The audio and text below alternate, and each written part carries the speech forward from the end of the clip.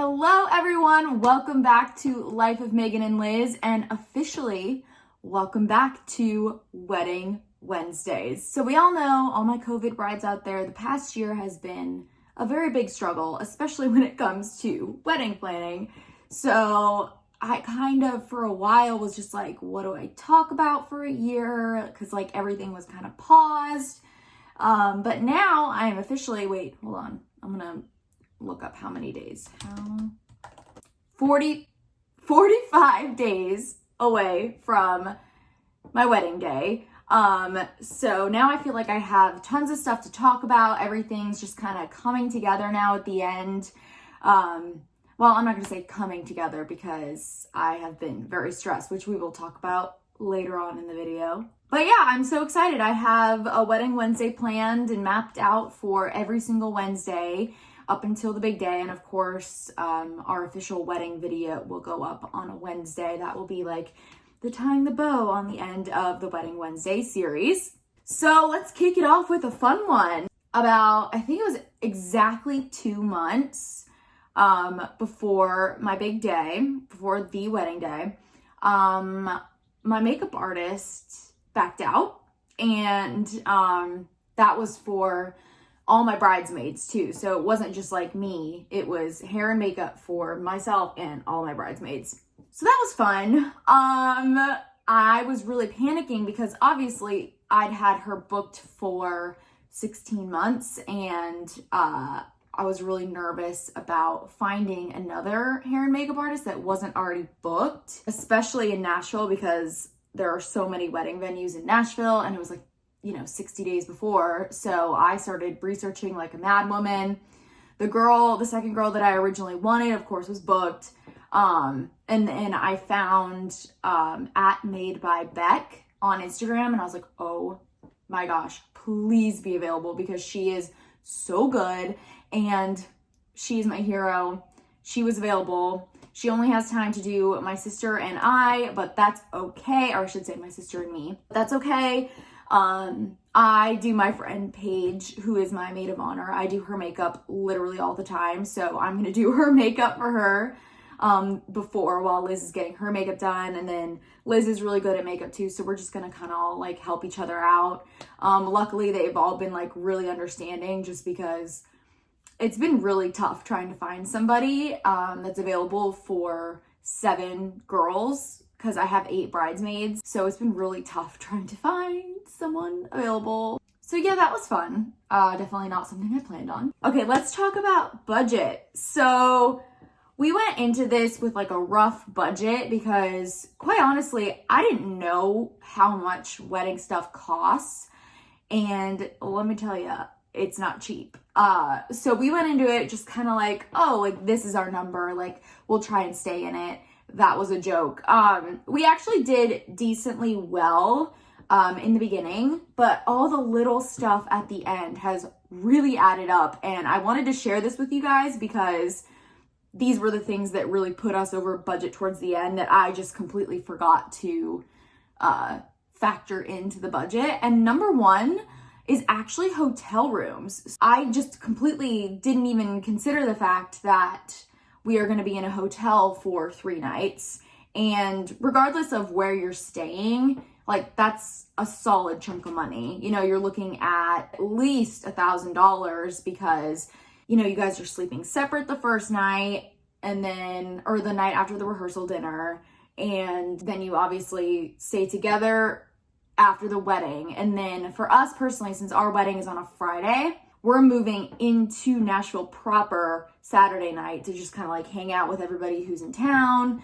So that was 3 nights in a hotel. And we were like, oh man, we forgot to factor that in. Another thing that I completely forgot is shuttles, because for our venue personally, it's 26 minutes away from the hotel, and we don't want to all drive there in the morning when we're getting ready and then all have our cars there and leave them there. Like we can't do that. So I have to do like 2 little mini shuttles for both the wedding parties. Like just anyway, I have to do that no matter what. But then I'm also like, well, I just can't leave all of our guests out there in like the middle of nowhere trying to have, you know, however many people are still there at the end trying to get an Uber at the same time in literally the middle of nowhere. So we have to figure that out too, which I still haven't even figured out how much that's going to cost because I'm still waiting on my RSVPs. I kind of knew wedding dress alterations would be like an added cost, but for some reason I just like forgot to factor that into like the total wedding dress budget, which I feel like a lot of people forget to do as I did. Liz also did too, and I don't know why I just blocked that out from going through her wedding stuff. But yeah, wedding dress alterations, factor that in. Lastly, signage.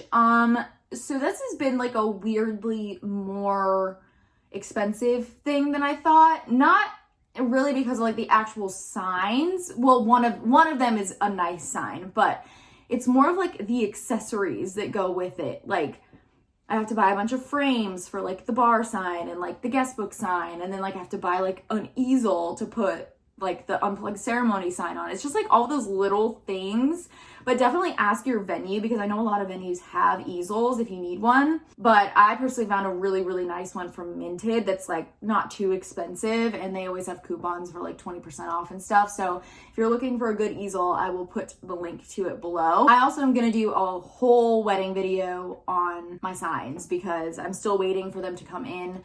My table number is finally shipped. But I want to have all the signs to show you guys so that you guys can see if you like them, don't like them, whatever, just giving you guys inspiration. All right, so let's talk about just like stress level in general.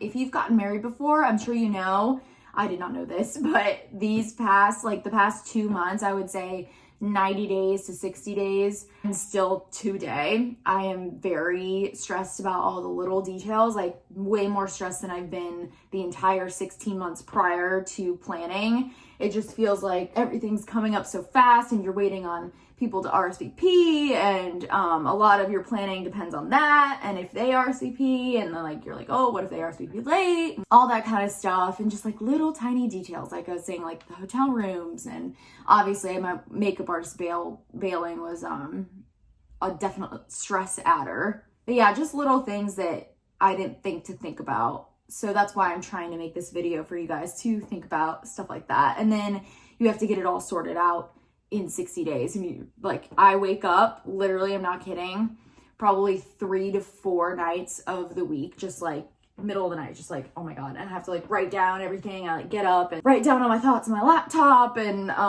what I'm going to forget. And it's, I don't know. I'm just, everyone's like, are you ready for it to be over? I'm like, I'm ready for the planning to be over because it's not fun anymore.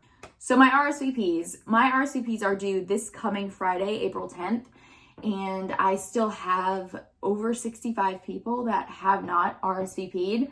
So that's going to be fun to chase down those people. And for my wedding, especially, as I'm sure, you know, all my COVID brides understand, it's like if your venue has restrictions in place or you want to plan, you know, your table seating around people who might be more comfortable outside or on the patio or whatever, I really need everybody to RSVP on time because I have to do table seating and I have to get the table chart made and like all this stuff. And obviously the caterer needs to know blah, blah, blah, blah, blah. So I'm really not looking forward to chasing down that many RSVPs. That's going to be a really, really fun weekend for me. But I've been using the Knot app, obviously, for all my RSVPs. And it's really nice because it lays everything out for you right on the app. You know, it says attending, not yet responded, and then declined. So I'll like show you guys. It's like really nice, and you get an email every time somebody RSVPs. I sent actual RSVP cards in my invitations, which I will show you my invitations as well because I'm so happy with how they came out.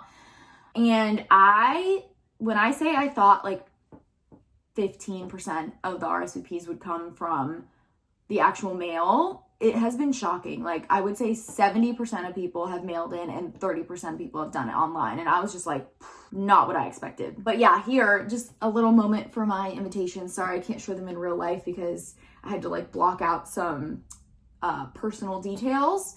But yeah, I'm so happy with how they came out. I got them from the Knot Invitations They have so many amazing templates to choose from. They were amazing to work with. I had like 40 edits, I swear. And my gal was like so patient with me.